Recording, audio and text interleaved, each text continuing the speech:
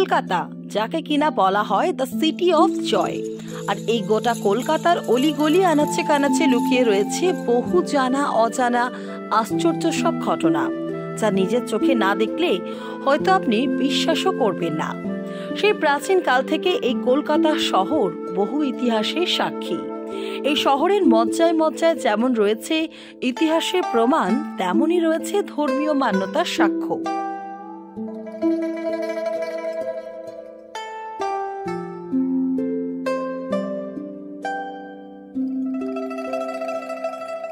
আমাদের আজকের এই পর্বে আপনাদের সামনে আমরা এমনই একটি মন্দিরের কথা তুলে ধরব, কলকাতার কালী। এই কথাটি এক কথায় জগৎ বিখ্যাত। গোটা কলকাতা জুড়ে মা কালীর মহিমা বেশ চোখে পড়ার মতো। একদিকে যেমন রয়েছে কালীঘাটের মা, অন্যদিকে আবার হুগলি নদীর তীরে রয়েছে দক্ষিণেশ্বর কালীবাড়ি।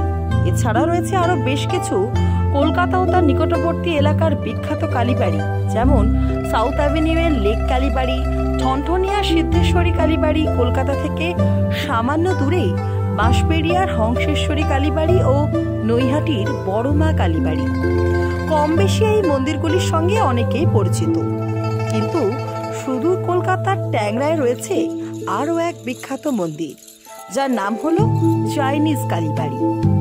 চাইনিজ কালী, আজ্ঞে হ্যাঁ, নামটা অনেকের কাছেই পরিচিত, আবার অনেকেই এই নামটা প্রথম শুনলেন। আর যারা প্রথম শুনলেন তারা এতক্ষণে হয়তো ভাবছেন কালী, তাও আবার চাইনিজ, এই কেমন কথা?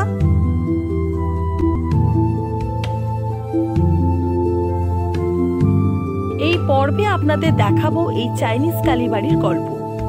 কলকাতার বহু জাতি ও নানা ধর্মের লোকের বসবাস, আর তারই মাঝে আজ প্রায় 200 থেকে 250 বছর ধরে কলকাতার ট্যাংরায় রয়েছে একটি চাইনিজ কমিউনিটি।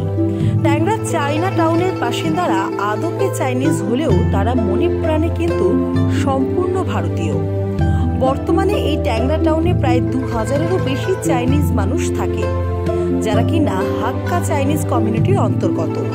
হাক্কার অর্থ হলো গেস্ট বা অতিথি। আর আমাদের ভারতবর্ষের তো এটাই বিশেষত্ব যে আমরা কারুকে অতিথি করে না রেখে তাদের নিজের মানুষ করে রাখি। চাইনিজ এবং বাঙালি সংস্কৃতির মিল তো শুরু হয় সেই ভাত ও চায়ের প্রতি প্রেম থেকেই, এবং দুই দেশের শিক্ষা ও সমৃদ্ধি সাংস্কৃতিক ঐতিহ্য একে অপরকে পরিপুষ্ট করেছে।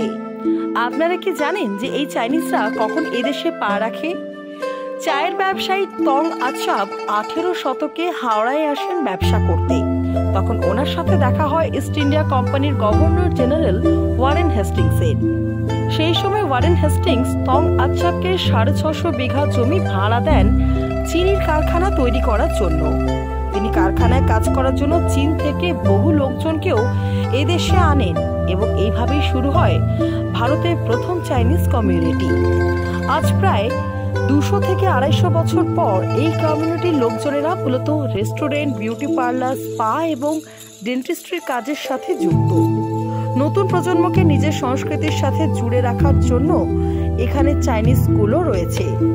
আপনারা একটা কথা জানলে অবাক হবেন যে ভারতে 2টি ম্যান্ডারিনে ছাপা নিউজ পেপার এই ট্যাংরা টাউন থেকেই প্রকাশিত হয়। একদিকে এই চাইনিজ কমিউনিটির মানুষরা যেমন নিজেদের সংস্কৃতিকে বজায় রাখার চেষ্টা করছেন, তেমনি অন্যদিকে ট্যাংরা টাউনে ভারতীয় ও চাইনিজ সংস্কৃতির মেলবন্ধনও চোখে পড়ার মতো। আর তার সবচেয়ে বড় উদাহরণ হলো टैंगरा चाइनीज काली मंदिर।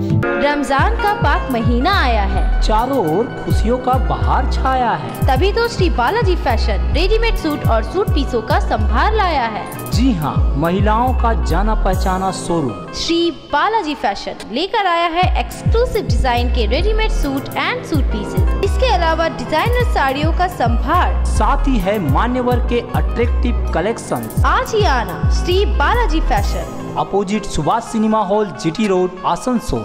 জানা যায় আজ থেকে প্রায় 6 দশক আগে এখানকার একটি চাইনিজ ছেলে ভীষণভাবে অসুস্থ হয়, এবং বহু চিকিৎসার পরেও সে সুস্থ হয় না ভালোভাবে। তখন নাকি তার বাবা মা সেই স্থানের একটি গাছের তলায় পূজিত হওয়া মা কালীর কাছে ছেলের সুস্থতা কামনা করে পুজো দেন, এবং তারপর থেকেই ছেলেটি আস্তে আস্তে সুস্থ হতে থাকে। ছেলেটি সম্পূর্ণ সুস্থ হওয়ার পর তার মা ও বাবা কালী মায়ের প্রতি কৃতজ্ঞতা স্বরূপ এই স্থানে একটি পাকা মন্দির তৈরি করেন এবং সেই থেকেই এই মন্দিরের নাম হয় চাইনিজ কালী। আবার এও শোনা যায় চাইনিজ মহিলারা মা কালীকে উর্বরতার দেবী মনে করতেন এবং সেই সময় তারা মায়ের আশীর্বাদের জন্য কালীঘাটে পুজো দিতে যেতে শুরু করেন এবং তারপর তারা নাকি এই ট্যাংরা টাউনে নিজেদের মন্দির বানানোর সিদ্ধান্ত নেন। এই মন্দিরে পুজো আজও হিন্দু ব্রাহ্মণ পূজারীই করেন, কিন্তু বাদবাকি মন্দিরের সমস্ত দায় দায়িত্ব এই চাইনিজ কমিউনিটির হাতে। আপনারা জানলে অবাক হবেন যে এই মন্দিরে অন্যান্য মন্দিরের মতো কলা, প্যাঁড়া, মিষ্টির মতো ভোগ না দিয়ে এখানে মাকে ভোগ প্রসাদ হিসেবে দেওয়া হয় নুডলস ও মোমো। চাইনিজ মতে লাল রং হলো তাদের কাছে ঈশ্বরের প্রতীক, তাই তাদের সব শুভ জিনিসই লাল। তাই মন্দিরে যেমন আমাদের সাধারণ ধূপকাঠি জ্বালানো হয়, তেমনি চাইনিজ লাল ধূপকাঠি জ্বালানোর প্রচলনও রয়েছে। কলকাতার এই চাইনিজ কমিউনিটির মানুষেরা মা কালীকে তাদের এক অভিন্ন অঙ্গ হিসেবেই মনে করেন। এই মন্দিরে আপনারা কিভাবে যাবেন এই পর্বে আমরা সেটিও আপনাদের জানাবো। কলকাতা শহরের যে কোনো প্রান্ত থেকেই আপনারা এই স্থানে পৌঁছে যেতে পারবেন, অথবা হাওড়া বা শিয়ালদার মতো বড় স্টেশনে নামলেও সেখান থেকে সরাসরি ট্যাংরা যাওয়ার বাস পাবেন আপনারা। এছাড়াও ভাড়া গাড়ির সুবিধা তো রয়েছে গোটা শহর জুড়ে, তাই একবার সুযোগ পেলে ঘুরে আসতে পারেন এই চাইনিজ কালী মন্দিরে।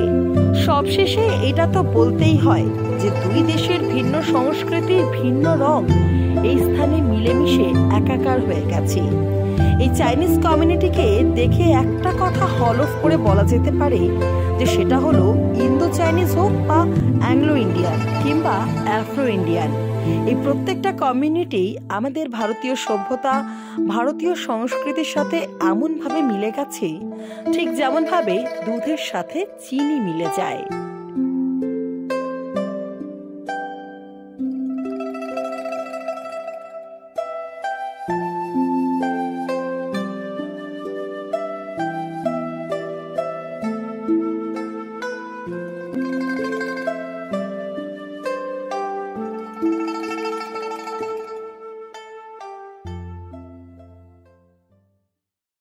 चित्र सेल चल रहा है आसनसोल के लोकप्रिय और विख्यात वस्त्र शोरूम श्री बालाजी फैशन में 15 मार्च से 14 अप्रैल तक चित्र सेल का लाभ उठाएं और पाए 70% तक की छूट। Shri Balaji fashion, GT road, Subhash cinema के विपरीत, आसनसोल। हमारे यहाँ शादी विवाह के लिए पूरा कलेक्शन भी उपलब्ध है।